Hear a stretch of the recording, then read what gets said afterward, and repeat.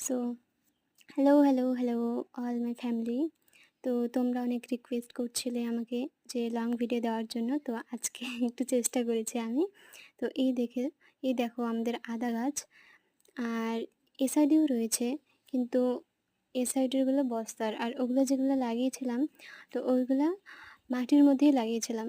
আর এখানে দেখো প্রায় এখানে ১৫-১৬টার মতো মনে হয় বস্তা রয়েছে।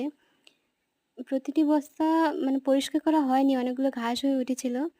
এখানে অনেক মানে গোবর সার দেওয়া হয়েছিল তো, তো সেজন্য সেই সার পেয়ে এগুলো বড় হয়ে উঠেছিল ঘাসগুলা। তো সবগুলো পরিষ্কার করা হয়নি।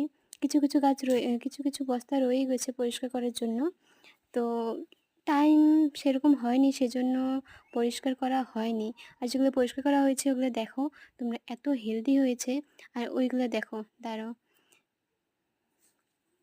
এইগুলো দেখো, তো এইগুলো চেহারাগুলো দেখো, এগুলো কত ছোট ছোট হয়েছে, কত পাতলা, মানে কোনো খাবার পায়নি এরকম হয়েছে। তো আমার মনে হয় বস্তার মধ্যে করলে আদার চাষ বেশি ভালো হয় মাটির থেকে। তো এবার থেকে আমি চেষ্টা করব যে বস্তার মধ্যেই করার। তো তোমরাও এটা চেষ্টা করো আর আমাকে বলো কমেন্টে। So bye, love you.